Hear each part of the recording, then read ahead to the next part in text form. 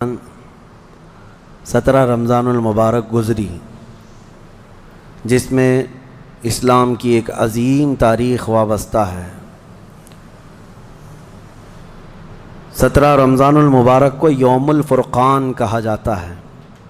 یوم الفرقان اس کا ایک نام ہے، یعنی حق اور باطل کے درمیان فرق پیدا کرنے والا دن، جس دن اسلام کی ایک عظیم جنگ بدر واقع ہوئی تھی۔ مجھے احباب سے یہ گزارش ہوئی، یہ خواہش ظاہر کی گئی کہ آج اصحاب بدر کے متعلق پھر سے میں یہاں پر ذکر کروں اور ان کے ناموں کی انشاءاللہ آج تلاوت بھی کروں۔ اس کی وجہ یہ ہے کہ ہمیں یہ ضروری ہے کہ ہمارے بچوں میں یہ عظیم تاریخوں کو منتقل کرتے رہیں۔ کربلا تو ہر سال سنتے ہیں، لیکن پھر کیوں سناتے ہیں؟ اس لیے کہ بار بار سننے سے جذبہ جوان رہتا ہے۔ ہمارے بچوں کو یہ کہانیاں نہیں ہیں، بلکہ ان کے جذبوں کو جوان رکھنے اور حوصلوں کو بلند رکھنے والی یہ دوائیاں ہیں۔ جنگ بدر، جس کو 14 صدیاں گزر گئے لیکن ظالم کفار آج بھی بھول نہیں سکے۔ جنگ بدر کا ایک رخ پوری دنیا جانتی ہے، بلکہ سب چڑھ چڑھ کر کے بیان بھی کرتے ہیں اس کو، یہ دشمنان اسلام۔ اس کا پس منظر کیا تھا، وہ کیوں ہوئی تھی، اس پر کوئی کلام نہیں کرتے، کیونکہ درد مرنے کا زیادہ ہوتا ہے۔ تو یہ مرے زیادہ تھے، اس میں 70 کافر مرے تھے اور 70 قیدی بن کر کے آئے تھے۔ پوری جنگ بدر میں ان کفار کو صرف یہی دکھتا ہے کہ 70 لوگوں کو مارا اور 70 کو پکڑ کر کے قیدی بنا لیا۔ پوری جنگ بدر میں یہی نظر آتا ہے۔ لیکن میرے عزیزو، اگر انصاف کی عینک رکھنے والا غور سے ان حالات کو پڑھے گا تو اس نتیجے کو پہنچے گا، اسلام میں یہ جتنی جنگیں ہوئی جس میں حضور پاک صلی اللہ تعالیٰ علیہ وسلم تشریف لے گئے، اکثر کا تعلق ڈیفنس سے ہے، یہ ڈیفینسیو رہی ہیں۔ اب میں آپ کو ایک چیز بتاتا ہوں، کیونکہ جنگ بدر کے احوال بتانے سے پہلے اس کا پس منظر بتانا ضروری ہے کہ کیوں ہوئی۔ اچھا، یہ بھی میں آپ کو کلیئر بتا دوں کہ یہ پہلی جنگ نہیں ہے۔ جیسے کہ مشہور ہے نا جنگ بدر، اس سے پہلے بھی چھوٹی چھوٹی جنگیں ہوئی ہیں، لیکن جو بڑی جنگ جس میں مقابلہ ہوا اور جس میں اللہ نے روشن فتح عطا کی، وہ بدر کی جنگ ہے، 17 رمضان المبارک 2 ہجری کو۔ انشاءاللہ میں سیرت کے درس میں عرض کروں گا، جنگ بدر سے پہلے بھی 6 جنگیں ہوئی ہیں تقریباً، جس میں کچھ صحابہ گئے تھے، کچھ میں حضور بھی گئے تھے، کچھ میں ہلکی پھلکی مڑبھیڑ ہوئی اور کسی میں جنگ نہیں ہوئی۔ لیکن جو بڑی یعنی صف آرا ہو کر جنگ ہوئی تھی، وہ جنگ بدر یہی 17 رمضان المبارک والی، یہ پہلی ہے۔ جیسے کہ ایک بدر اولا بول کر کے ایک جنگ مشہور ہے، اور بدر ثانیہ اس کو کہتے ہیں، یہ 17 رمضان المبارک والی، میں اس کو انشاءاللہ سیرت کے بیان میں عرض کروں گا۔ آج اس پر ہم فوکس کرتے ہیں کہ کیوں ہوئی۔ 13 سال مکہ مکرمہ میں نبی پاک صلی اللہ تعالیٰ علیہ وسلم نے گزارے اعلان نبوت کے بعد۔ ویسے تو 53 سال آپ وہاں رہے، 13 سال اعلان نبوت کے بعد کیا کیا تکلیفیں نہیں اٹھائیں۔ آپ نے سیرت کے درس میں بھی سنا ہوگا، اس رسول محترم صلی اللہ تعالیٰ علیہ وسلم کو مارا بھی گیا، پیٹا بھی گیا، ان کے ساتھیوں کو طرح طرح کے عذابات دیے گئے۔ تاریخ آج محفوظ ہے، لیکن ظالموں کو یہ نظر نہیں آتا آتنک کون پھیلایا ہوا تھا۔ یہی کفار تھے، یہ مشرکین تھے، یہ دہشت گرد تھے۔ مجھے بتاؤ، رسول پاک کے غلاموں کو سولی پر لٹکا کر ان کی ناک کاٹنا، ان کے کان کاٹنا، ان کے ناخنوں کو پکڑ سے کھینچنا، کیا یہ دہشت گردی نہیں ہے؟ حضور پاک صلی اللہ تعالیٰ علیہ وسلم کے چہیتے صحابی حضرت عمار بن یاسر کو انہوں نے آگ میں جلایا تھا۔ حضرت بلال حبشی کو تو روزانہ رسی پیر میں ڈال کر کھینچا جاتا تھا۔ حضرت عامر بن فہیرہ، حضرت ابو فقیہہ، حضرت خباب ابن الارت، حضرت خبیب ابن عدی، حضرت سیدہ سمیہ، ان کو تو گھوڑے کے پیروں میں باندھ کر کے شہید کر دیا گیا تھا۔ کیسے طرح طرح کے عذابات دیے تھے کفار مکہ نے، ایک دو نہیں ہے، ظلم کی ایک لمبی داستان ہے۔ اور پھر پلس اس پر نبی پاک صلی اللہ علیہ وسلم کو ان کے خاندان سمیت سوشل بائیکاٹ کر کے رکھنا، حضور نے 3 سال تک 2 پہاڑیوں کے بیچ کے درے میں گزارے ہیں، اور ایسے کہ پورے مکہ والے پہرا لگا کر بیٹھتے تھے 24 گھنٹے تک نگرانی کے کوئی جا نہ پائے حضور تک، ان کے خاندان تک۔ ان دنوں میں نبی پاک صلی اللہ علیہ وسلم پتے کھاتے رہے اور چمڑوں کو ابال کر کے پانی میں وہ کھاتے رہے۔ 3 سال گزرے ہیں، جبکہ مشرکین مکہ میں سے ہی کچھ اہل خیرت جو تھے انہیں رحم آ گیا ان معاملات کو، اور انہوں نے یہ معاہدہ توڑا۔ وہ آ کر کے، کوئی دوسرے نہیں، صحابہ نے نہیں، جو کافر تھے انہی میں سے 10-12 لوگ، انہوں نے دیکھا اتنی تکلیف یہ ہم میں ہی سے تو ہیں، اور وہ بھی قریش خاندان جو ہم میں سے سب سے معزز خاندان ہے، اس کا ایسا بائیکاٹ کرنا کہ ان تک ایک چاول کا دانہ نہ پہنچے، یہ کیسی مصیبتیں ڈال کر رکھی گئیں اپنے بھائیوں پر۔ مشرکین نے خود یہ توڑا تھا معاہدہ، اور پھر ان کو ہر طرح کے سہولیات مہیا کر دی تھی حضور کے خاندان کو۔ یہ تکلیفیں 70 صحابہ مکہ چھوڑ کر کے حبشہ جا چکے تھے ہجرت کر کے، معمولی بات ہے، آپ کے محلے سے 4 لوگ جائیں کیا حالات ہوتے ہیں۔ یہ آج ظالم کتے جو ہے گھروں کے دروازوں پر زبردستی کا بورڈ لگا کر کے پلائن کرتے رہتے ہیں، ہاں، کہ یہاں سے محلہ خالی ہو رہا ہے مسلمانوں کی وجہ سے، ایک ہندو گھر یہاں سے شفٹ ہو رہا ہے، ہجرت کر رہے ہیں، مائیگریٹ کر رہے ہیں۔ یہ ناٹک ہے، کوئی چیز نہیں۔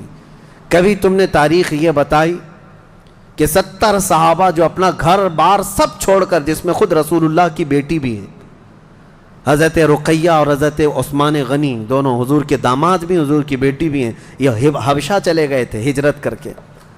حضور صلی اللہ علیہ وسلم کے خاندان کے کتنے لوگ، حضرت جعفر طیار مولا علی کرم اللہ وجہہ الکریم کے سگے بھائی ہیں۔ حضور پاک صلی اللہ علیہ وسلم کے خاندان کے کتنے لوگ نکل کے جا چکے تھے حبشہ میں، ایتھوپیا، عرب لوگ افریقہ میں جا کر کے رہ رہے ہیں، اور پھر اس کے 3 سال کے بعد حضور خود ہجرت کر کے چلے گئے مدینہ۔ تو حضور ہجرت کر کے گئے تو کیا اکیلے گئے؟ 1 سال نہیں گزرا تھا کہ مکہ میں جتنے مسلمان تھے سب کے سب ہجرت کر کے مدینے چلے گئے۔ مکہ والوں کو سکون سے رہنا چاہیے نا، بات ہو گئی نا۔ میں آپ کو بتا دوں، کفار و مشرکین کبھی کسی بات سے راضی نہیں ہوتے، اور نہ کبھی یہ سکون، ذہنی سکون ان کو نہیں حاصل ہو سکتا۔ تم اگر کوئی محلہ چھوڑ کر کے بھی چلے گئے تو تمہارے سے دشمنی ان کی کم نہیں ہوتی۔ جو دشمن ہے وہ دور بیٹھ کر کے ہی جلتا رہتا ہے کہ وہاں سکھ سے کیوں رہ رہے ہیں یہ لوگ، یہاں سکون سے کیوں رہ رہے ہیں لوگ۔ مدینے جب رسول پاک اور ان کے صحابہ گئے تو مکہ والوں کو تو جو معاملہ تھا ختم ہو گیا، جن سے تمہاری روزانہ لڑائی ہوتی تھی وہ جا چکے، نہ ان کے صحابہ ہیں نہ وہ رسول پاک وہاں پر ہیں، نہیں۔ اس کے باوجود ان کفار مکہ نے کیا کرنا شروع کیا، 10 لوگ 15 لوگ 20 لوگ کبھی جتھا بنا کر کے مدینے تک جاتے تھے، رات کے وقت وہاں کے مسلمانوں کے باغیچے کھجوروں کے جلا کے آ جاتے، اور کبھی اگر 2-4 صحابہ مسلمان باہر نظر آتے تو ان کو پکڑ کر پیٹتے تھے، مارتے تھے۔ کہاں پر؟ مدینے میں جا کر۔ جب اس قدر ظلم بڑھ گیا تب میں آپ کو بتاؤں 13 سال کے بعد اللہ نے جہاد کا حکم نازل فرمایا، اے محبوب کھڑے ہو جائیں اور جو آپ سے لڑ رہے ہیں ان سے مقابلہ فرمائیں۔ 13 سال تک تو کبھی لڑنے کا حکم نہیں آیا۔ مدینہ طیبہ میں جانے کے بعد جب مسلمانوں کی اپنی ریاست بن گئی، وہاں اپنی ایک حکومت اسٹیبلش ہو رہی ہے، تب یہ جا کر کے اگر اس کے اندر دسیسہ کاری کریں، پیوند کاری کی بجائے وہاں جا کر کے شب خون ماریں رات کے وقت، تو پھر اللہ تعالیٰ کا حکم نہیں آئے گا۔ میں اس سے قبل ایک مثال سے پوچھا تھا آپ کو، یہ کہتے ہیں نا، آج بھی ہم نے 22ویں پارے میں ایک آیت پڑھی ہے، ملعونین اینما ثقفوا اخذوا وقتلوا تقتیلا۔ اس کو وہ 26 آیتوں میں گناتے ہیں جس کو یہ لوگ کہتے ہیں آتنک کا بڑھاوا دیتی۔ اللہ نے فرمایا لعنت کیے ہوئے لوگ ہیں یہ سب، جہاں پائے جائیں پکڑے جائیں اور ٹکڑے ٹکڑے کر کے مارے جائیں۔ یہ آیت ہے، اور یہ کہتے ہیں کہ یہ دیکھو آتنک کو بڑھاوا دیتی، یہی دیکھ کر کے مسلمان کاٹتے ہیں سب کو۔ میرے عزیزو، آیت جو نازل ہوئی کب ہوئی؟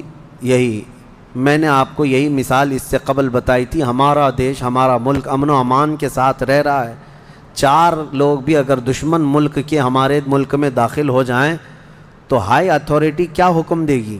سپریم کورٹ ہو یا وزارت داخلہ ہوم منسٹری ہو یا کوئی بھی ڈپارٹمنٹ کے لوگ کیا حکم دیں گے؟ یہ 4 دشمن جہاں پائے جائیں ان کو پکڑو اور مار دو۔ پولیس کو تو آن دا اسپاٹ شوٹ کرنے کا حکم ہوگا، انکاؤنٹر کر دیں ان کا، کیوں؟ ہمارے ملک کا نقصان کر سکتے ہیں۔ یہی بات تھی مدینے میں جا کر کے جب مکہ کے کفار نقصان کر رہے تھے، صحابہ کو مار رہے تھے، حکم آیا کہ اب ان کے ساتھ نرمی نہیں، اب ان کے ساتھ لڑو اور اپنی جان کی حفاظت کرو۔ آج ہر ملک اتنا ڈیفنس کا اختیار رکھتا ضرور ہے، جاؤ گھس کر کے دکھاؤ کسی ملک میں، بغیر ویزے کے جائیں گے تو پکڑ کر کے مار ڈالیں گے، بارڈر کراس کرو تو شوٹ کر دیں گے، جبکہ چوری کرنے کی نیت نہ ہو تب بھی۔ لیکن اسلام جو مارنے آ رہے تھے ان کو مارنے کا حکم دیا۔ اب سنو بدر کیوں ہوئی تھی؟ مسئلہ یہ تھا، دوسری ہجری تھی، مکہ مکرمہ میں قافلہ تجارت کا قافلہ ملک شام جا رہا تھا۔ اچھا، اب شام کا جو لوکیشن ہے وہ مدینے کے پاس سے ہو کر گزرتا ہے، راستہ ایک شاہراہ ہے، یعنی جس کو کہتے ہیں ہائی وے، سب سے بڑا انٹرنیشنل ہائی وے اس زمانے کا، وہ مدینے کے پاس سے گزرتا تھا۔ تو ملک شام تجارت کے لیے جو جانے والے ہوتے تھے مکہ سے، وہ اسی راستے سے جاتے، مدینے کے پاس سے قریب سے گزرتا، قریب کا مطلب بہت قریب بھی نہیں۔ تو نبی پاک صلی اللہ علیہ وسلم نے فرمایا جب تک ہمارا مکہ والوں سے امن کا ایگریمنٹ نہ ہو جائے، معاہدہ نہ ہو جائے، ہم ان کا ہر راستہ بھی روکیں گے، ہم ان کا راستہ بھی روکیں گے۔ ہوتا ہے یا نہیں؟ اگر آپ کا کسی دوسرے سے جھگڑا ہو جائے تو آپ آس پاس کے راستے بھی بلاک کر دیں گے کہ دشمن ادھر کے راستوں کو بھی استعمال نہ کرے۔ یہی معاملہ تھا۔ حاج جو ہے دنیا کو میں بتاؤں، یہ راستہ روکنے والی بات کو بھی میں بتاتا ہوں۔ کہتے ہیں کہ مکہ والے تجارت کے لیے ملک شام جا رہے تھے تو ان کا راستہ روکنے کا کیا حق تھا؟ مدینے والوں کو کیا حق تھا؟ آج مجھے بتاؤ، جس ملک سے تمہاری دشمنی ہو جائے کیا وہ اپنا فلائی زون تمہیں یوز کرنے دے گا؟ تمہارا پلین بھی اڑ کے جا سکے گا اس ملک کے اوپر سے؟ سعودی نے تو ابھی بین کر رکھا تھا قطر کو، اس کا نہ پلین اترتا نہ ہی ہوائی اسپیس استعمال کر سکتا تھا۔ قطر جو ہے کوئی چیز استعمال نہیں کر سکتا۔ ان کی آپسی دشمنی میں جب یہ راستے بند کر سکتے ہیں، آپسی دشمنی تھی، یہ کون سی اسلام اور کفر کی دشمنی؟ اسی طرح سے ایران پر جو پابندیاں ہیں، ایران کا ایک جہاز جس سے اس کے سفارتی تعلقات نہیں، کیا وہ اسرائیل کے اوپر سے اڑ سکتا ہے؟ نہیں اڑ سکتا۔ راستے تو آج بھی ان لوگوں نے بند کر رکھے ہیں، ایک دوسرے کی تجارت کے، ٹریڈنگ پابندیاں آج بھی چلتی ہیں۔ 1400 سال پہلے جب نبی پاک صلی اللہ علیہ وسلم نے صرف ان کا راستہ روکنے کی بات کی تو آج یہ پوری دنیا کے جو ماڈرن اپنے آپ کو کہتے ہیں اور بہت زیادہ ویل ایجوکیٹڈ سمجھتے ہیں، ان کے پیٹ میں درد ہونے لگتا ہے کہ یہ کیسا راستہ روکنے والا کیا سسٹم تھا۔ راستہ روکنے والا وہی سسٹم تھا جو آج تمہارا باپ روکتا ہے امریکہ، جس طرح سے لوگوں کے اوپر تجارت کی پابندیاں لگاتا ہے، جس طرح سے ہائی ڈیوٹی کسٹم لگا کر کے لوگوں کی اکنامک کو گراتا ہے، یہ تو وہی سسٹم ہے نا۔ لیکن نبی پاک صلی اللہ علیہ وسلم نے ایسا نہیں کیا تھا۔ صحابہ اکرام کو مدینے سے کہا کہ دیکھو اگر ان کا قافلہ تجارت کا شام جا رہا ہے تو ہم جائیں گے، راستہ روکیں گے۔ حضور اپنے صحابہ کو لے کر نکل پڑے۔ یہ 17 رمضان جنگ بدر کی بات نہیں کر رہا ہوں، اس سے پہلے کی بات کر رہا ہوں، 6 مہینے پہلے حضور گئے، چند مہینے پہلے یا چند دن پہلے، ایگزیکٹ نہیں کہہ رہا ہوں۔ تو ابو سفیان قافلہ تجارت کا جو لے کر جا رہا تھا وہ سپہ سالار یا امیر قافلہ تھا، اس کو خبر ہو گئی کہ نبی پاک صلی اللہ تعالیٰ علیہ وسلم اپنے صحابہ کے ساتھ میرا راستہ روکنے آئے ہیں، تو راستہ کاٹ لیا اور ملک شام دوسرے راستے سے پہنچ گیا۔ حضور پاک صلی اللہ علیہ وسلم کو نہیں ملا، حضور واپس مدینے آ گئے۔ کئی دن گزرے، ملک شام میں اس نے تجارت کی، خوب نفع کمایا اور واپس مکہ تو جانا تھا۔ تو مکہ جب جانے لگا تو پھر میرے آقا کو خبر آئی، نبی پاک صلی اللہ علیہ وسلم نے پھر صحابہ سے کہا کہ چلو پھر سے اس کا راستہ روکتے ہیں۔ پھر گئے، لیکن اس بار ابو سفیان پھر خبر پا کر کے دوسرے راستے سے چلا گیا مکہ. لیکن مکہ پہلے ہی ابو سفیان نے قاصد بھیج دیا تھا, کہا تھا کہ محمد اور ان کے ساتھی تمہاری تجارت کو لوٹ لیں گے, ختم کر ڈالیں گے, قافلہ تمہارے ہاتھ نہیں آئے گا, تم ہماری مدد کے لیے آؤ. یہ قاصد مکہ جیسے ہی پہنچا وہاں کھلبلی مچ گئی, سب جمع ہو گئے جتنے خاندان تھے کہ ہمارا بھی مال ہے, ہمارا بھی مال ہے. اور ابو جہل تو بھڑکا رہا تھا, خوب بھڑکا رہا تھا, سب کو جمع کر لیا. لیکن اتفاق ایسا کہ وہ مکہ والوں کے نکلنے سے پہلے ابو سفیان اپنی تجارت کا قافلہ صحیح سلامت مکہ لے کر پہنچ گئے. بات ختم ہو گئی, تجارت کا قافلہ آ گیا.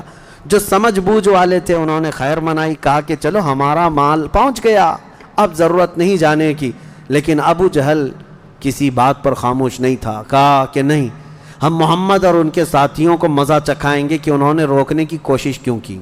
اگر آج ہم ان کا مقابلہ نہیں کریں گے تو آگے ہماری تجارت کے لیے بڑے مسئلے پیدا ہو جائیں گے. اور اس کے بعد سب کو بھڑکاتا رہا.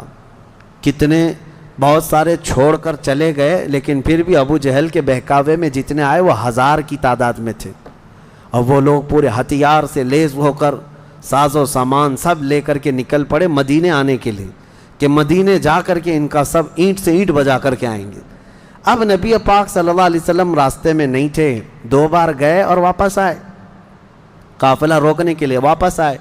لیکن جیسی حضور کو یہ خبر ہو گئی کہ وہ لوگ مدینے پر حملہ کرنے کے لیے نکل رہے ہیں, اصل وجہ سن لیجئے بدر کی اصل وجہ. جب وہ لوگ 1000 کی تعداد میں مکہ سے نکل چکے تھے اور میرے آقا کو یہ خبر مل گئی, مخبر نے آ کر بتایا کہ جنگ کی تیاری سے مدینے کے اوپر حملہ آور ہونے کے لیے نکلے ہیں مکہ کے لوگ.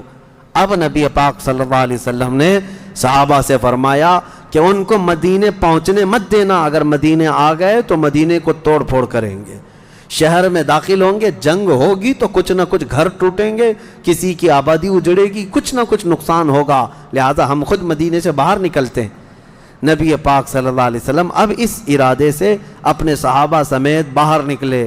اس میں تعداد مختلف روایات کے مطابق 313, 314, 315, 319 اور ایک میں 360 اصحاب بدر کی تعداد پہ الگ الگ روایات ہیں. 313 صحابہ کی روایت بہت سارے محدثین نے روایت کی ہے, اور 360 کی بھی روایت ہے, 360 لوگ بھی تھے. بہرحال وہ اس طور پر کہ بچے دوسرے لوگ سب ملا کر کے کسی نے شمار کیا, اور کسی نے صرف خالص جنگ کرنے والوں کو شمار کیا. اس میں سارے بڑے بڑے اجلہ صحابہ ہیں, سیدنا ابو بکر صدیق, سیدنا عمر فاروق, سیدنا حیدر کرار, علی مرتضیٰ رضی اللہ تعالیٰ, دیگر اصحاب. ہاں, حضرت عثمان غنی رضی اللہ تعالیٰ عنہ اس میں شامل نہیں تھے. اس کی وجہ یہ تھی کہ حضور صلی اللہ علیہ وسلم کی بیٹی حضرت رقیہ بیمار تھیں, مدینے میں تھی. نبی پاک صلی اللہ تعالیٰ علیہ وسلم نے حضرت عثمان سے کہا کہ تم اپنی اہلیہ میری بیٹی کی تیمارداری میں رہو, تمہیں بدر میں شریک ہونے کا برابر ثواب دیا جائے گا. حضرت عثمان غنی مدینے میں تھے. اسی وجہ سے آج بھی اصحاب بدر کے ناموں کی جب تلاوت ہوتی ہے نا, تو حضرت عثمان کا نام بھی اس میں آتا ہے. وہ اگرچہ جنگ میں گئے نہیں تھے, لیکن اسماء بدر میں ان کا نام شامل ہے. آپ پڑھ کر کے دیکھنا یا سننا تو حضرت عثمان غنی کا بھی نام ہے, کیونکہ مال غنیمت جب تقسیم ہو رہا تھا تو حضور نے حضرت عثمان کو بھی اس میں سے حصہ دیا تھا.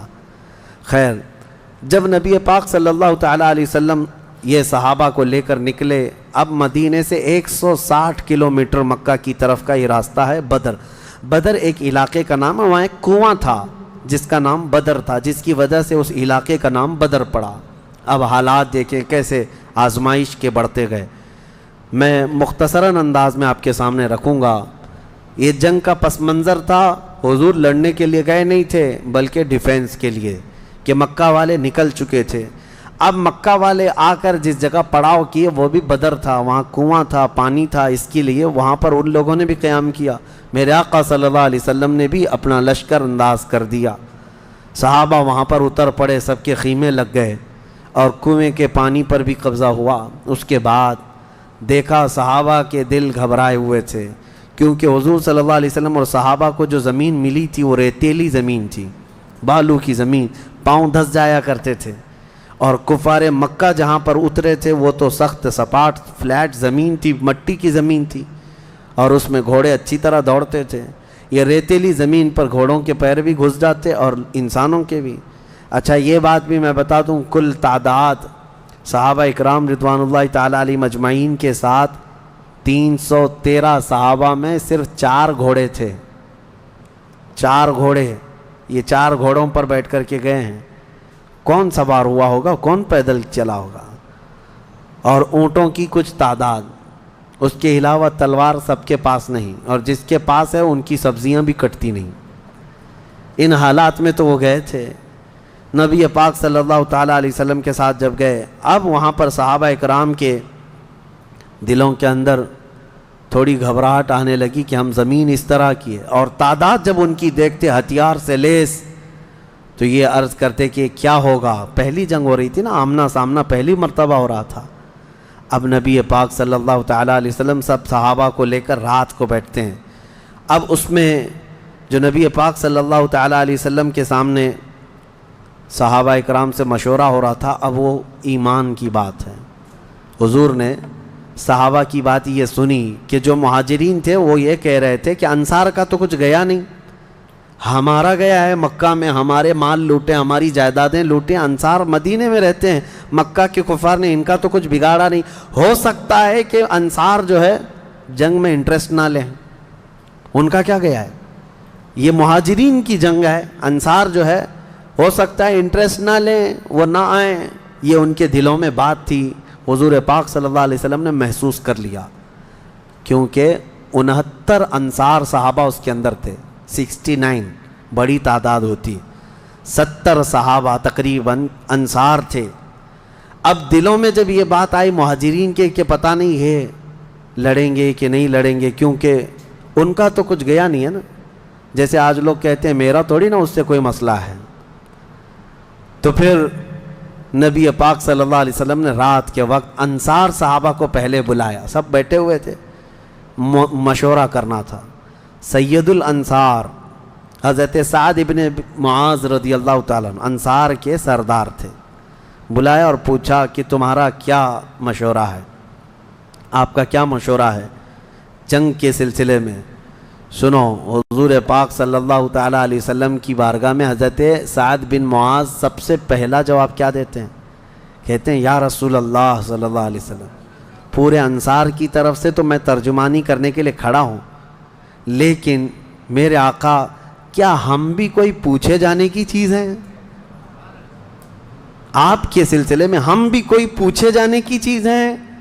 اور حضرت سعد ابن معاذ کہتے ہیں قسم رب ذوالجلال کی، مدینے سے برق الغماد یمن تک بھی آپ جائیں، انصار کا ہر بچہ آپ کے قدموں کے ساتھ ہوگا۔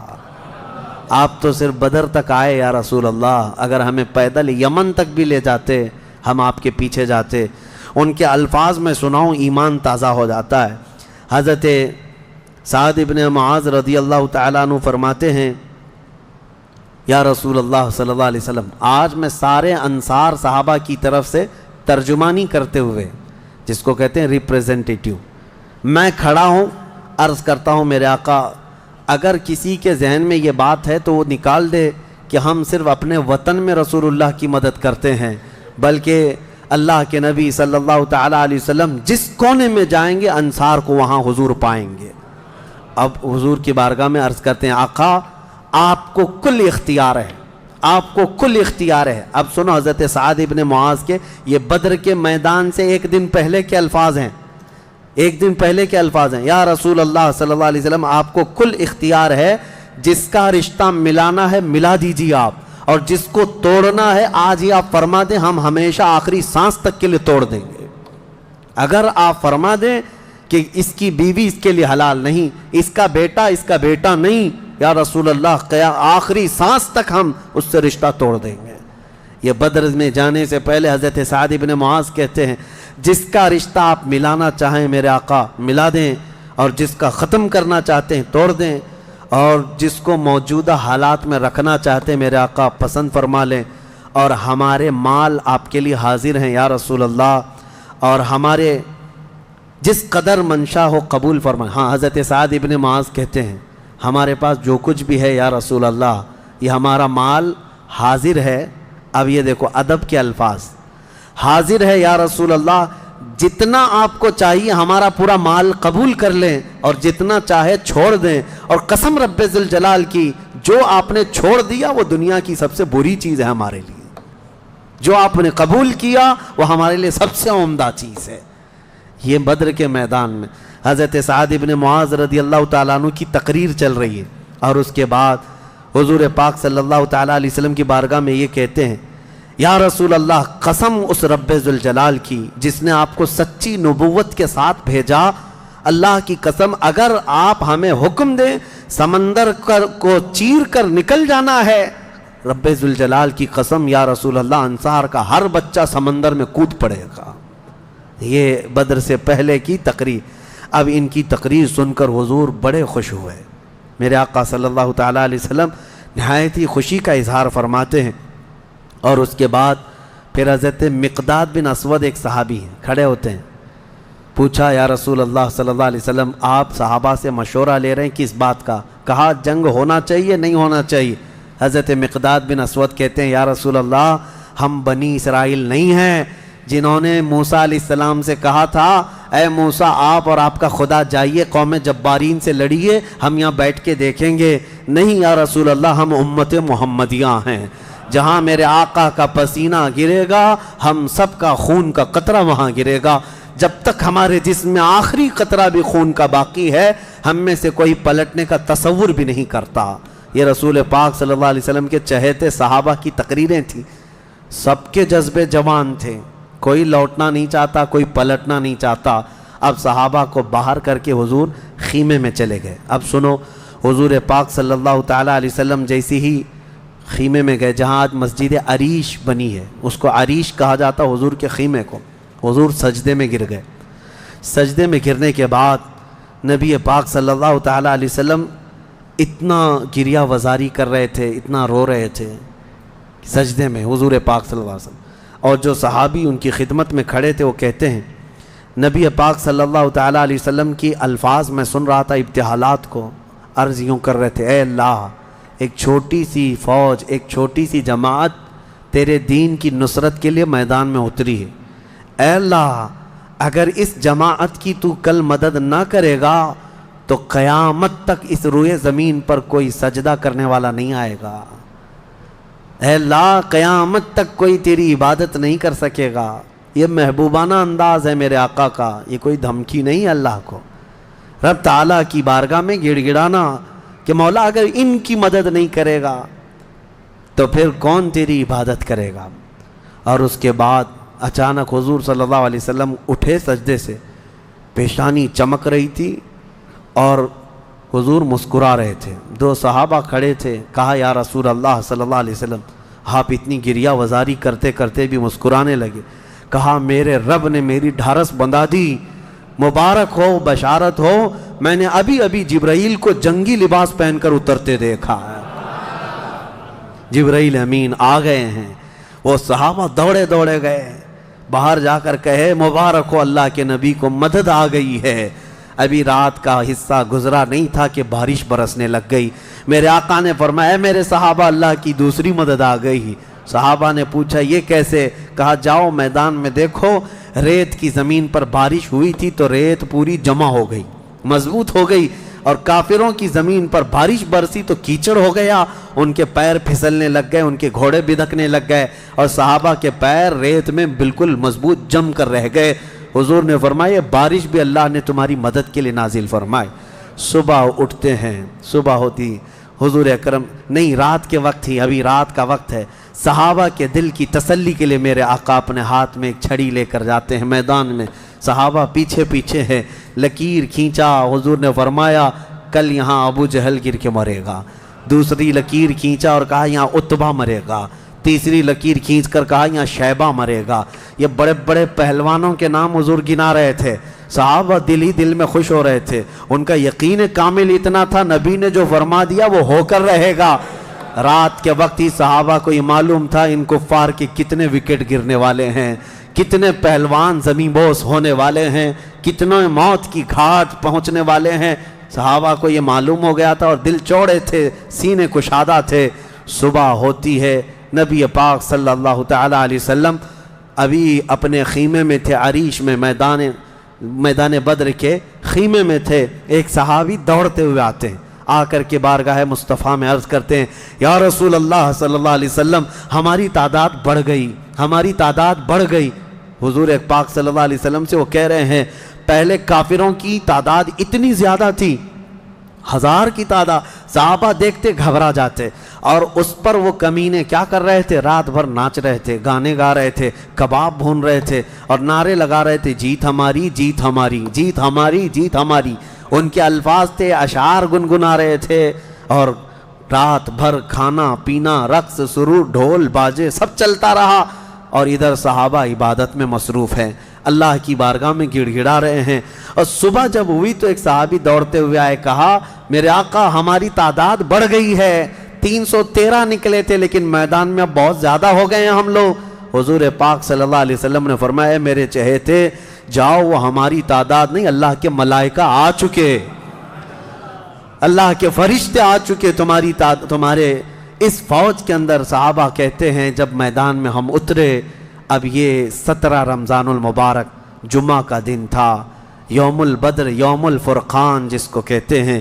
میرے عزیزو، اسلام کی عظیم تاریخ پنہاں ہے، اس میں عظیم تاریخ پنہاں ہے۔ نبی پاک صلی اللہ تعالیٰ علیہ وسلم کی طرف سے میدان بدر میں سب سے پہلے اترنے والے کون لوگ تھے؟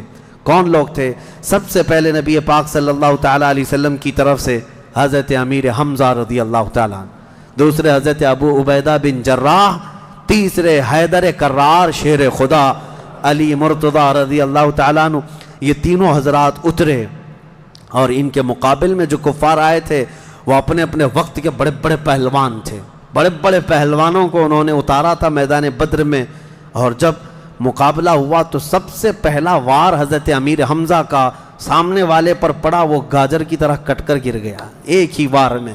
حضرت ابو عبیدہ بن جراح زخمی ہوئے، سامنے والے سے تھوڑے زخمی ہوئے، پھر حضرت حمزہ نے وہ بھی محاذ سنبھالا اور ان کے مقابل کو بھی مار کر گرایا۔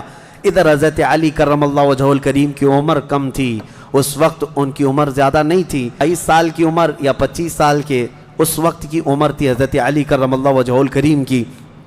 اس وقت حضرت علی جب آئے، بالکل جوانی، یعنی 20-22 سال کی عمر، مولا علی کرم اللہ وجہہ الکریم نے اس سے جب مقابلہ کیا تو ذوالفقار حیدری نے ایسا ضرب لگایا کہ اس کی لوہے کی ٹوپی کاٹتے ہوئے 2 ٹکڑے ہو گئے۔ پہلی مرتبہ بدر کے میدان میں آواز آئی تھی سارے صحابہ کی، اللہ اکبر، یہ نعرہ تکبیر تھا جو سب سے پہلے بلند ہوا۔ فرماتے ہیں اس آواز کی ہیبت ایسی تھی کہ کفار کے خیمے ہل گئے اور ان کی صفوں میں ہلچل مچ گئی، دہشت طاری ہو گئی۔ صحابہ کے اسی نعرے کو دیکھ کر علامہ اقبال نے شعر کہا تھا، یہ نکلے تھے مڑی ہوئی تلواریں لے کر، کٹی ہوئی اور زنگ آلود تلواریں لے کر جن سے سبزی نہیں کٹتی تھی، لیکن جب نعرہ لگائے تھے اللہ کی مدد ایسی آئی تھی کہ یہ سب زمین بوس ہو گئے دشمن۔ اقبال نے کہا تھا، کفر دم توڑ دے گا ٹوٹی ہوئی شمشیر کے ساتھ، کفر دم توڑ دے گا ٹوٹی ہوئی شمشیر کے ساتھ، گر تم نکلا جاؤ ایک بار نعرہ تکبیر کے ساتھ۔ یہ انہی صحابہ کا نعرہ تھا جب انہوں نے پہلی مرتبہ بلند کیا۔ یہ لڑائی چلتی رہی شام تک، شام ہونے نہ پائی، دوپہر تک اس لڑائی کو پہلے ایک بعد دیگرے، اس کے بعد پھر گھماسان کی لڑائی ہوئی۔ لیکن کفار مکہ میں سے کچھ لوگ کہتے ہیں، ہم تو بڑے حوصلوں سے آئے تھے لڑنے کے لیے، بڑے حوصلوں سے آئے تھے، جن کو یہ مدینے میں مکہ میں پکڑ کے مارتے تھے وہ آج ان کے مقابل میں تھے، کوئی کسی کا غلام تھا، کوئی کسی کا رشتہ دار بھی تھا، لیکن مقابلے میں جب آئے وہ کفار مکہ کہتے ہیں، ہم تو بڑے ہمت کے ساتھ لڑنے کے لیے آئے تھے، لیکن جب ہم لڑنے جا رہے تھے تو ہمارے مقابل میں اجنبی لوگ آ رہے تھے، اجنبی لوگ آ رہے تھے، اور ان کی ہیبت ایسی طاری ہوتی کہ ہم نے ان کو نہ مکے میں کبھی دیکھا تھا نہ مدینے میں کبھی دیکھا تھا۔ یہ وہ بدری ملائکہ تھے جو جبرائیل امین کی سپہ سالاری میں آئے تھے۔ اب یہاں ایک بات میں بتانا چاہتا ہوں، ایک فرشتہ اتر جائے کافی ہے۔ آپ کو پتہ ہے قوم شعیب جب نافرمانی کر رہی تھی تو اللہ تعالیٰ نے عذاب کیا بھیجا تھا؟ جبرائیل امین علیہ السلام کو اتارا تھا، انہوں نے ایک چیخ ماری تھی، چنگھاڑ، اور ان کی آواز کی ہیبت سے جتنے پہاڑوں میں تھے یہ قوم شعیب سب کے بھیجے کانوں سے نکل آئے تھے اور زمین پر گر کر مر گئے تھے۔ تو یہاں جبرائیل امین اکیلے آ جاتے، صرف آواز لگاتے، کسی کو تلوار اٹھانے کی بھی ضرورت نہیں، یہ 1000 پورے کیڑے مر جاتے۔ لیکن یہ وجہ کیا ہے؟ مفسرین نے فرمایا یقیناً ایک فرشتہ بھی مدد کے لیے کافی ہوتا، لیکن اللہ نے بدر کے میدان میں 5000 فرشتے اتارے، یہ عظمت مصطفیٰ کے لیے، یہ رسول اللہ کی عظمت کے لیے۔ کبھی کبھار تعداد جو ہے وہ شان بتانے کے لیے ہوتی ہے، عظمت بتانے کے لیے ہوتی ہے۔ ہاں ایک جھنڈا کافی ہوتا ہے، لیکن کبھی 10 جھنڈے لگاؤ تو اس کی عظمت بڑھ جاتی ہے۔ ہاں 2 باڈی گارڈ کافی ہوتے ہیں، لیکن 10 کھڑے ہو جائیں تو اس کی ہیبت اور طاری ہوتی ہے۔ یہ ایک انسانی ذہن بنا ہوا ہے۔ اللہ تبارک و تعالیٰ نے اپنے محبوب کی عظمت شان کی وجہ سے 5000 ملائکہ کو اتارا۔ اب یہ جنگ ہوتی رہی، اس میں صحابہ تو لکڑیوں سے جنگ کرتے رہے، سب تلواروں سے نہیں، کچھ صحابہ تو لکڑیوں سے جنگ لڑتے رہے، اور لکڑیوں سے ہی کئی کو مار کے گرایا، اور 70 جو ہے موت کے گھاٹ اتر گئے، اور اس میں معمولی 70 نہیں تھے، بڑے بڑے گرو گھنٹال تھے، جتنے بھونکتے تھے مکہ میں بیٹھ کر۔ ابو جہل مر گیا، حضرت بلال حبشی کا آقا امیہ بن حرب وہ مر گیا، اور کئی ایسے بڑے بڑے عتبہ شیبہ جیسے بڑے بڑے کافر، یہ سب کے سب موت کے گھاٹ اتر گئے۔ بدر کی ایک لڑائی ایسی کہ اچھوں کی جڑ کاٹ کر رکھ دیا۔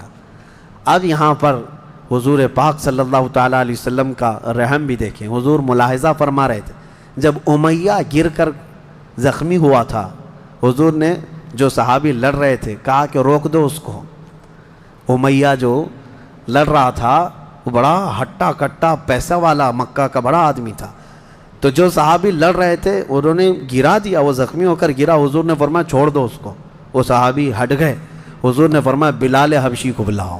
بلال کہاں ہے؟ بلال آئے، کہا اے بلال آؤ، جتنا اس نے تڑپایا تھا خوب آج تم بدلا لو اس کے ساتھ، کیونکہ یہی وہ تھا جو حضرت بلال کو ایک ڈرم میں ڈال کر دن بھر رکھتا تھا، لوہے کی ایک ٹاکی بنا کر اس میں ڈال کر اوپر سے ڈھکن ڈال کر گرم دھوپ میں ان کو ایسی رکھ دیتا تھا، بغیر کھانا پانی دیے۔ شام تک ان کو کھولا جاتا تو ان کا جسم پورا اجمرا ہو جاتا تھا، ان کی پیٹھ ایسی گل گئی تھی انگاروں میں سلانے کی وجہ سے کہ ریڑھ کی ہڈی دکھتی تھی۔ یہ حضرت بلال کے ساتھ کیا تھا۔ حضرت بلال حبشی نے مار کر اس کو ختم کیا۔ عدو اللہ، اور حضرت بلال مارتے وقت کیا کہہ رہے تھے یہ بھی سنیے، یہ صحابہ کا جذبہ ہے۔ کہتے ہیں اس کو قتل کیا اور یوں کہا انت عدو اللہ و عدو رسولنا، میں نے تجھے مار دیا ہے اس لیے کہ تو اللہ کا اور میرے حبیب کا دشمن تھا، یہ نہیں کہ مجھے تڑپاتا تھا، یہ نہیں کہ تو نے مجھے بہت مارا ہے اب چکھ لے مزہ۔ حضرت بلال یہ کہتے ہیں تو اللہ کا دشمن تھا اور میرے مصطفیٰ کا دشمن تھا، میں نے تجھے ختم کیا۔ یہ بدر کی وادی میں حضرت معاذ اور معوذ بن عفراء رضی اللہ عنہما، 2 چھوٹے بچے، بچوں پر جہاد تو ہے نہیں، لیکن یہ ضد کر کے اصرار کر کے حضور کے پاس آئے تھے، کہا ہمیں اجازت دے دے۔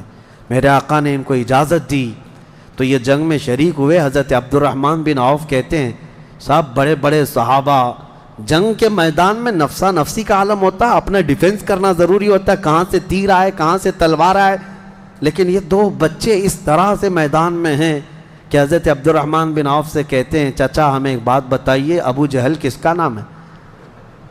حضرت عبد الرحمن بن عوف کہتے ہیں میں ہنس پڑا، ان کی عمر 13 سال کے آس پاس کی تھی۔ کہتے ہیں یہ کیا کرو گے تم؟ وہ سردار قریش ہے، پہلوان ہے مکہ کا۔ ان بچوں نے کہا ہم نے دیکھا تو نہیں مگر سنا ہے اس خبیث کے بارے میں کہ وہ ہمارے آقا کو گالیاں دیتا ہے، وہ ہمارے نبی کو گالیاں دیتا ہے۔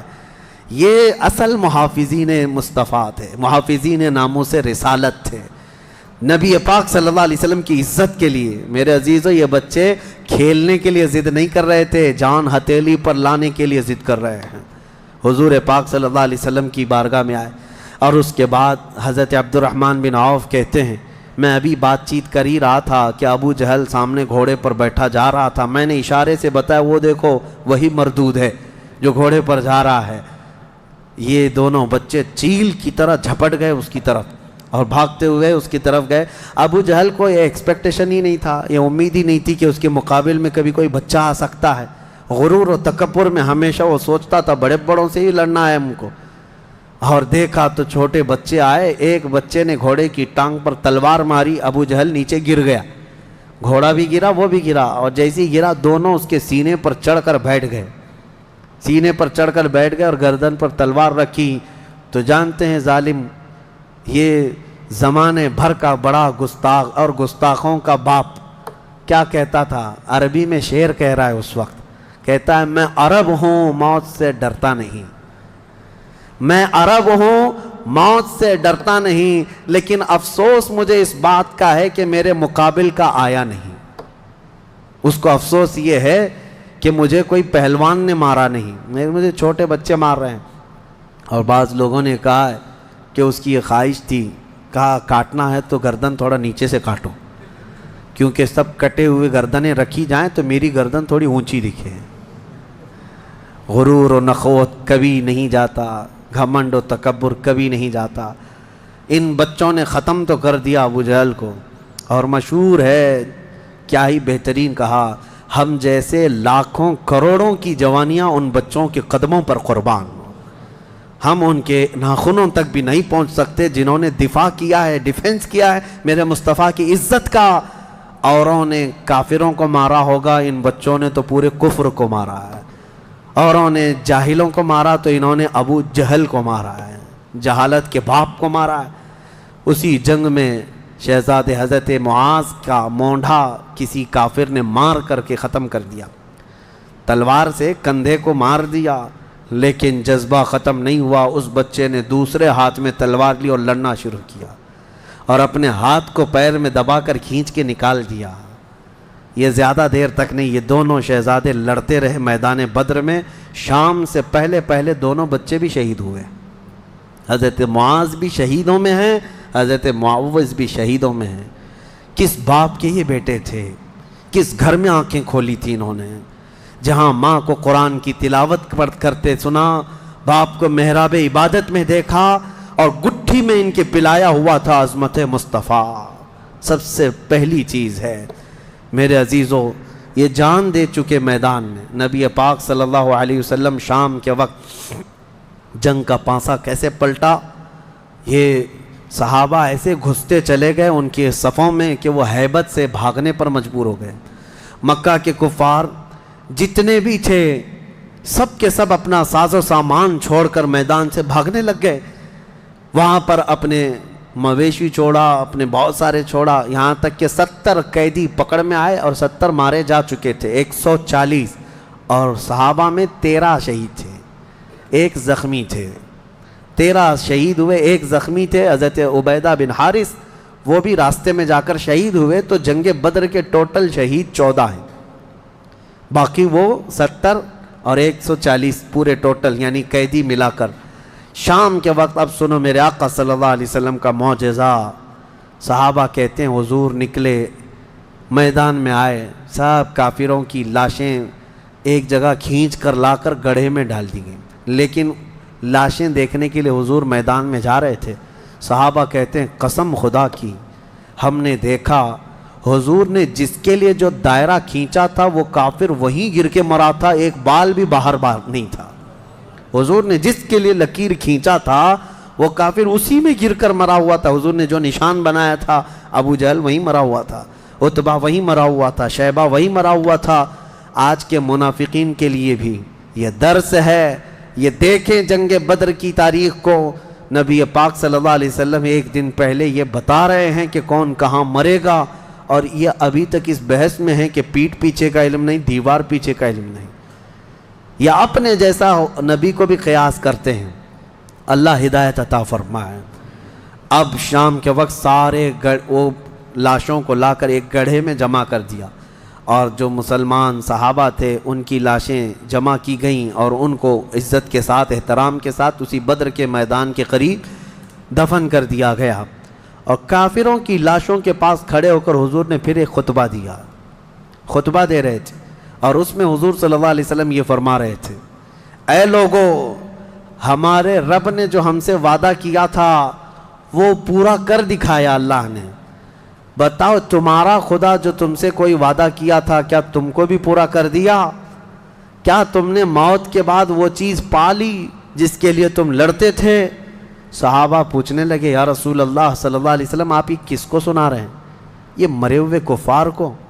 حضور نے فرمایا یہ تم سے بھی زیادہ سنتے ہیں، مرنے کے بعد وہ تم سے بھی زیادہ سنتے ہیں. اسی لیے حضور پاک صلی اللہ علیہ وسلم نے فرمایا کہ مردہ لوگوں کی باتیں تو چھوڑیں، چلنے والوں کے پیر کے چپل کے نیچے جو آواز آتی ہے وہ بھی مردہ سنتا ہے، اس کے کان بڑھ جاتے ہیں. اب مجھے بتاؤ میرے عزیزو، بدر میں مارے گئے ہوئے غلیظ قسم کے کافر جب باتیں سن سکتے ہیں تو اللہ کے اولیاء اپنی قبروں میں کیوں نہیں سنتے؟ انبیاء کرام اور اولیاء کرام اپنی قبروں میں نہیں سنتے؟ ہم جاتے ہیں اور اسی یقین کے ساتھ جاتے ہیں کہ وہ قبروں میں ہماری باتوں کو سنتے بھی ہیں، اور اللہ نے ان کو تصرف اور اختیار دیا ہو تو ہمارے حق میں اللہ کی بارگاہ میں سفارش بھی کرتے ہیں. یہ ہے جنگ بدر. اس کا خلاصہ یہی ہے کہ وہ اگرچہ 313 نہتے تھے لیکن یقین کامل تھا. اسی کو اقبال نے کہا ہے یقین محکم عمل پہ ہم، جہاد محبت فاتح عالم، جہاد زندگانی میں ہیں یہ مردوں کی شمشیریں. کہ یہ وہ صحابہ تھے ان کے بارے میں کہتے ہیں اللہ کے شیروں کو آتی نہیں روبائی، اللہ کے شیروں کو آتی نہیں روبائی. یہ لومڑی کی طرح نہیں رہتے بلکہ ان کا عزم حوصلہ بڑا جوان تھا، اور میدان میں اترے تھے تو نہ یہ تلواروں کے بھروسے آئے تھے نہ ہاتھی گھوڑوں کے بھروسے آئے تھے، بلکہ ان صحابہ کا صرف یقین یہ تھا اللہ ہمارے ساتھ ہے، رسول ہمارے ساتھ ہے. اے مومنوں، آج اس بدر کی تاریخ کے بعد میں آپ سے بھی یہی کہنا چاہوں گا، آج جتنے بھی ابو جہل ناچ رہے ہوں ان کو ناچنے دو اور پکار کر کہو ان اللہ معنا، بے شک اللہ ہمارے ساتھ ہے، بے شک اللہ ہمارے ساتھ ہے. آزمائش ہوگی، امتحان ہوگا، کچھ تو مریں گے کچھ تو کٹیں گے، لیکن غلبہ حق کا ہی ہوگا. حل الحق یعلو ولا یعلی علیہ، فرمایا گیا حق ہمیشہ بلند ہو کر رہے گا، اس کے اوپر کوئی غالب نہیں آئے گا. ہو سکتا ہے صدیوں تک اس کو کوئی پکڑ کر کے رکھے، حق کو گرفتار کر کے رکھے، لیکن کبھی بھی وہ اس طرح نیست و نابود نہیں کیا جائے گا. قیامت تک حق کو بلند ہونا ہے. اللہ کریم ہم سب کو حق جماعت کے ساتھ زندہ رکھے اور ہمیں غلبہ اسلام کا وہ سنہرا دور عطا فرمائے جب ہم دیکھیں ہمارے ہر گھر سے آواز آئے لبیک یا لبیک یا لبیک یا. آؤ آج کے اس بدر کی تاریخ کے بعد ہماری بزرگوں کی یہ عادت کریمہ رہی ہے کہ انہوں نے اصحاب بدر رضوان اللہ تعالیٰ علیہ مجمعین کے ناموں کی تلاوت کو حرز جاں بنا کر رکھا ہے کہ بزرگوں نے فرمایا یہ 313 صحابہ کے ناموں میں اتنی تاثیر ہے کہ جو ان کے ناموں کی تلاوت کرتا ہے اللہ تعالیٰ اس کی کوئی دعا رد نہیں فرماتا. کئی حکایتیں حضرت دوانی رحمۃ اللہ علیہ، حضرت دارانی رحمۃ اللہ علیہ، انہوں نے کئی حکایتیں نقل فرمائی ہیں. فرماتے ہیں کہ پچھلے زمانے میں کئی ایسے حالات دیکھنے کو آئے جنہوں نے اسماء بدر رضوان اللہ علیہ اجمعین کی تلاوتیں کی ہیں، وہ راستے میں ڈاکوؤں سے محفوظ رہے. ایک صاحب تھے، وہ تجارت پر جا رہے تھے اور بیچ راستے میں سمندر میں ڈاکوؤں کی کشتیاں آئیں اس کی تجارت کے قافلے کو لوٹنے کے لیے، اور یہ اپنی کشتی میں اسماء بدر یعنی بدری صحابہ کے نام اپنے پاس رکھا اور تلاوت کرتا رہا. رات کے وقت کئی جگہ سے ڈاکوؤں نے حملہ کیا تو یہ اکیلا تھا. کہتا ہے میرے پیچھے سے اچانک ایک فوج آئی اور پھر وہ اچانک ان ڈاکوؤں سے لڑنے لگی، اتنا لڑی کہ وہ سب ڈاکوؤں کو مار کر ختم کیا. پورا پانی خون سے لال لال تھا. میں پڑھ کر کے دیکھا کہ یہ کون ہے، مدد کے لیے آئے ہیں. پلٹ کر کے میں نے پوچھا، آئی ہوئی جماعت نے کہا جن کے ناموں کی تو تلاوت کر رہا ہے ہم وہی اصحاب بدر ہے، رسول اللہ صلی اللہ تعالیٰ علیہ وسلم کے ساتھی ہیں، اللہ نے ہمیں تصرف دیا ہے. میرے عزیزو، آج بھی وہ صحابہ جو شہید ہیں ان کے متعلق قرآن کیا کہتا ہے؟ مردہ مت سوچو، سوچو بھی مت، کہنا تو دور کی بات ہے. اللہ نے فرمایا وہ زندہ ہیں جو میں اس کا شعور نہیں. آج میں ان کے ناموں کی تلاوت کرتا ہوں. ہر نام پر آپ رضی اللہ عنہ کہیں. کیا؟ اللہ ان سے راضی ہو. اور اس نیت سے کہ ہماری جو بھی پریشانیاں ہیں، مصیبتیں ہیں، بیماریاں ہیں، اللہ تعالیٰ سب دور فرمائے، دفع فرمائے، اور بیماریوں میں اللہ ہمیں شفا عطا فرمائے. الى شرف النبی الاکرم محمد المصطفیٰ صلی اللہ علیہ وسلم وآلہ واصحابہ واولیاء ملتہ وجميع المسلمین والمسلمات الکرام. الفاتحہ.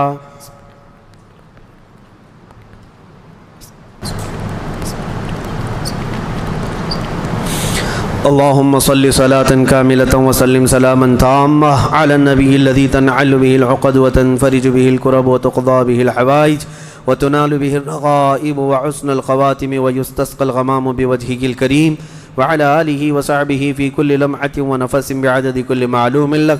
اللهم إني أتوسل إليك وأسألك يا الله بنبينا وسيدنا ومولانا محمد صلى الله عليه وسلم وسيدنا أبي بكر رضي الله عنه وسيدنا عمر رضي الله عنه وسيدنا عثمان وسيدنا علي وسيدنا طلحة وسيدنا الزبير وسيدنا عبد الرحمن وسيدنا سعد بن أبي وقاص وسيدنا سعيد بن زيد وسيدنا أبي عبيدة بن الجراح رضي الله عنهم والأخنس والأرقم وأنسة وإياس وأنيس وإياس وأنس وأبي وأسعد وأوس وبلال رضي الله عنهم وبجير وبحاث والبراء وبشير وبشر وتميم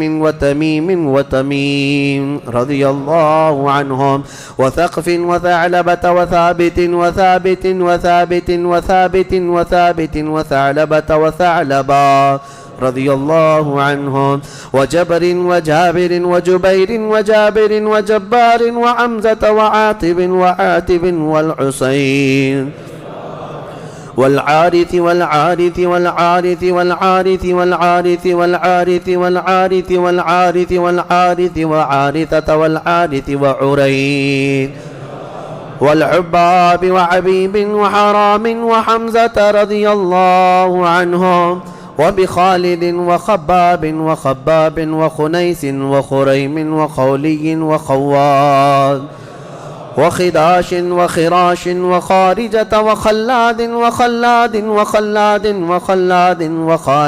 وخليد وخليفة وخبيب وذي الشمالين وذكوان وربيعة وربعي ورفاعة ورافع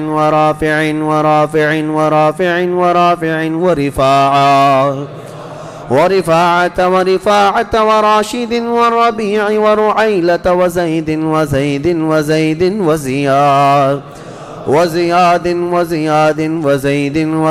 والسائب وسالم وصبرة وسنان وسهيل وسويبة وسعد وسلمة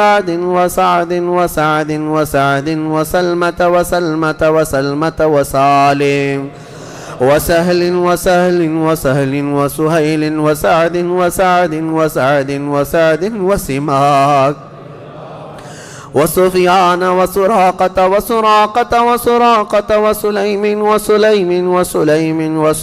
وسليد وسنان وسواد وسدواد وشجاع وشماس وشريك وصفوان وصهيب وصبيع وصيفي والضعاك وضمرا وطليب والطفيل رضي الله عنهم وبعاقل وعبيدة وعمير وعبد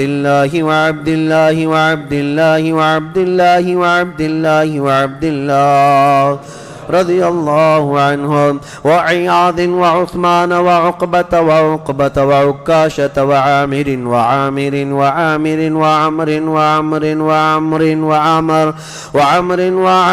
وعمارة وعويم وعباد وعبيد وعبد الرحمن وعبد الله وعبد الله وعبد الله وعبد الله وعبد الله وعاصم وعاصم وعاصم وعوف وعوف وعمير وعمير وعمير وعمارة وعمارة وعبيد وعبد ربة وعبدة وعبد الله وعبد الله وعمر وعمر وعمر وعمر وعمر وعمر وعامر وعامر وعامر وعامر وعائذ وعاصم وعصما وعسيمة وعبس وعباد وعبادة وعبد الله وعبد الله وعبد الله وعبد الله وعبد الله وعبد الله وعبد الله وعبد الله وعبد الله وعبد الله وعبد الله وعبد الله وعبد الله والعجلان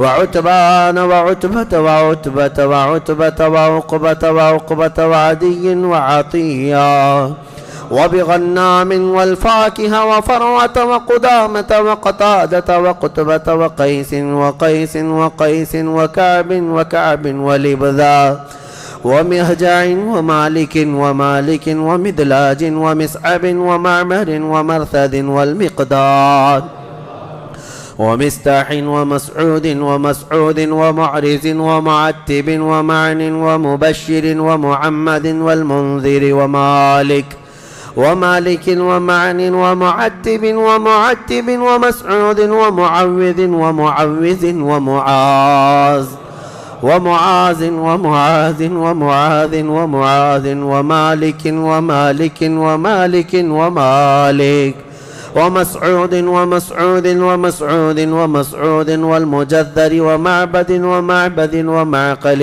والمنذر ومحرر ومليل ونضر والنعمان والنعمان والنعمان والنعمان والنعمان والنعمان ونعيمان ونوفل وبواقد ووهب ووهب ووديعة وودقة وهانئ وهبيل وهلال ويزيد ويزيد ويزيد ويزيد ويزيد ويزيد وأبي سنان وأبي مرثد وأبي مخجي وأبي كبشا وأبي سلمة وأبي صبرة وأبي حذيفة وأبي عقيل وأبي الهيثم وأبي مليل وأبي لبابا وأبي حنة وأبي حبة وأبي ضياح وأبي شيخ وأبي دجانة وأبي طلحة وأبي الأعور وأبي أيوب وأبي حبيب وأبي قيس وأبي خلاد وأبي خارجة وأبي صرمة وأبي خزيمة وأبي قتادة وأبي داود وأبي سليط وأبي حسن وأبي اليسر وأبي مسعود رضي الله عنهم أجمعين وبسائر الصحابة والتابعين رضوان الله عليهم أجمعين. الفاتحة.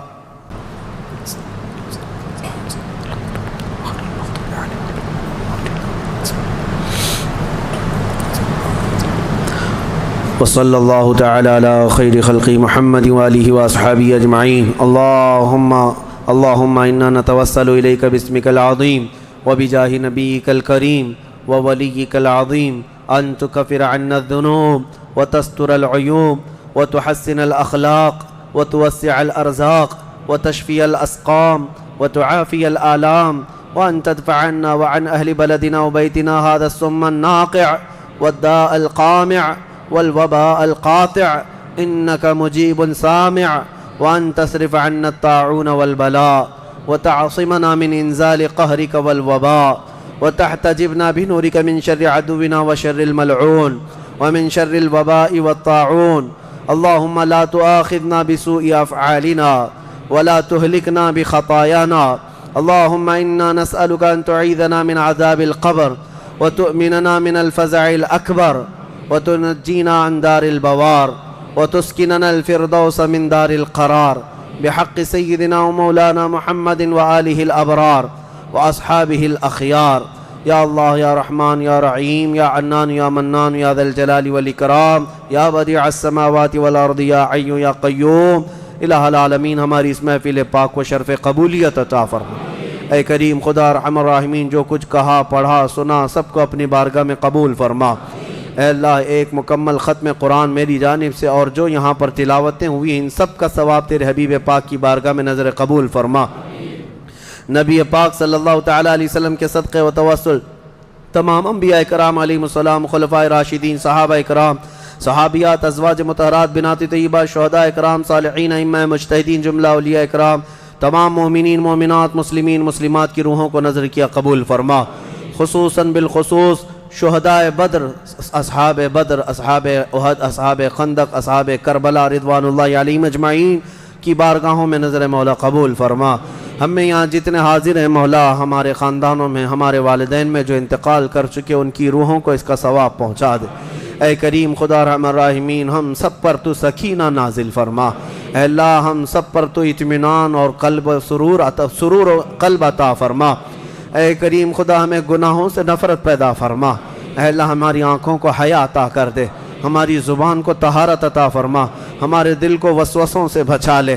اے اللہ شیطان کی شرارتوں، نفس امارہ کے بہکاووں سے ہماری حفاظت فرما۔ ہم میں جو بیمار ہیں انہیں شفا دے دے۔ اے اللہ ہمیں ذلت والی بیماریوں سے آخری سانس تک محفوظ فرما۔ کینسر اور ایڈز جیسی بیماریوں سے مولا ہم سب کی حفاظت فرما۔ تجھے اصحاب بدر کا صدقہ مولا، تجھ کو راضی کرنے والے صحابہ کا واسطہ مولا، ہم سب کو گناہوں کی بیماری سے شفا عطا کر۔ اے اللہ ہم سب کو جادو، سحر، سفلی، علوی، ہر طرح کی مکر و فریب سے محفوظ فرما۔ اے اللہ دشمنوں کی شرارتوں سے بچا لے، فتنوں کے فتنے سے بچا لے، حاسدین اور جلنے والوں کے جلن سے ہماری حفاظت فرما۔ اے کریم خدا اس ماہ مبارک میں تجھ سے گڑ گڑا کر بہت مومنین مانگ رہے ہیں، ان کی تو عطا کر دے۔ اے اللہ ان کی مانگوں کو پوری فرما دے۔ اے اللہ تیرے حبیب پاک کی امت ترکی میں، شام میں، عراق میں، یمن میں، فلسطین میں، برما میں، افغان میں پریشان حال ہے مولا، یہ رمضان ان کے لیے کشادگی والا بنا دے۔ اے اللہ ان کے لیے امن و امان پیدا فرما۔ اے کریم خدا رحم الراحمین ان سب کو تو خیر و عافیت عطا کر دے۔ اے اللہ اسلام و سنیت کا بول بالا فرما، کفر و شرک کا منہ کالا فرما، دشمنان رسول کو ہلاک و برباد فرما، تیرے حبیب پاک کے دشمنوں کو خاکستر فرما دے، رہتی دنیا تک ان کو عبرت کا نشان بنا دے۔ اے اللہ خصوصاً تیرے دربار میں التجا ہے، ہمارے ماں باپ کا سایہ دراز فرما۔ اے اللہ ہماری ماؤں، بہنوں، بچیوں، بیٹیوں، بہوؤں، بیویوں سب کو ہم نے تیرے حوالے کر دیا، ان کی عزتوں کی حفاظت فرما۔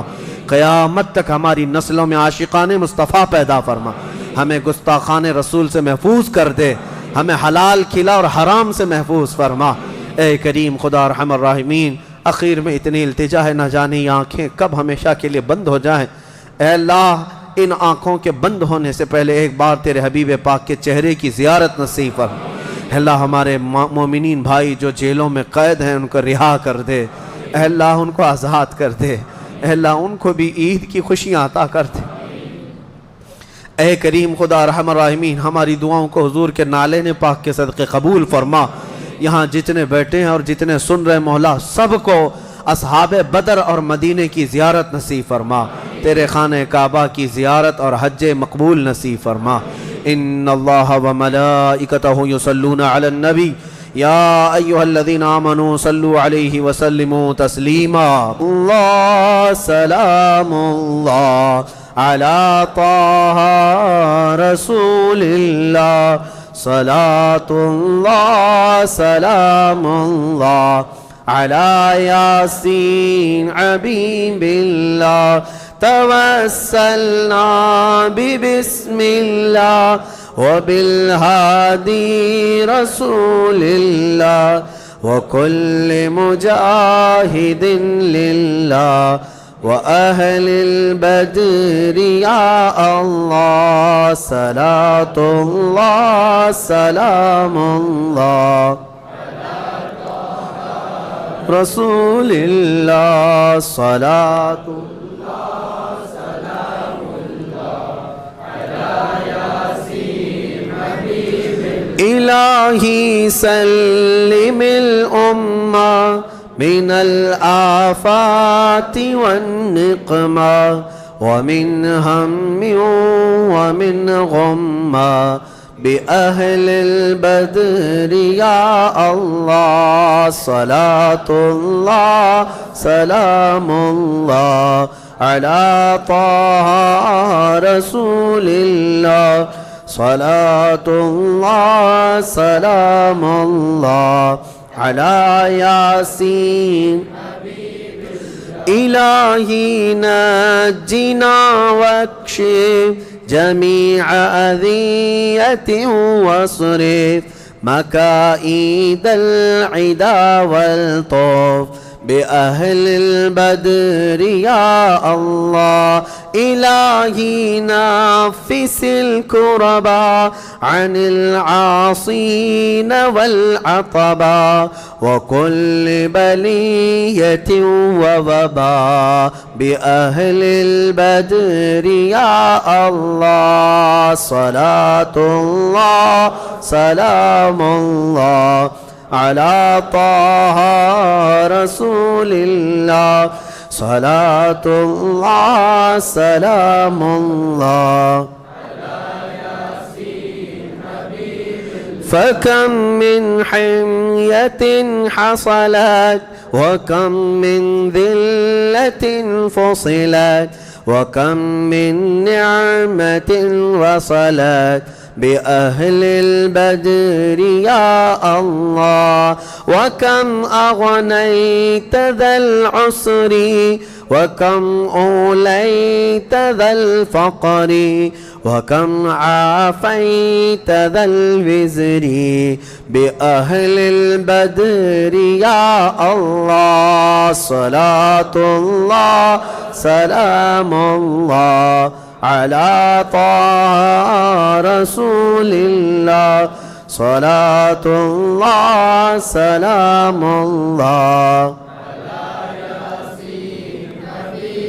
لقد ضاقت على القلب جميع الأرض مع رحبي فأنج من البلاء الصعب بأهل البدر يا الله أتينا طالب الرفد وجل الخير والسعد فوسع منحة الأيدي بأهل البدر يا الله صلاة الله سلام الله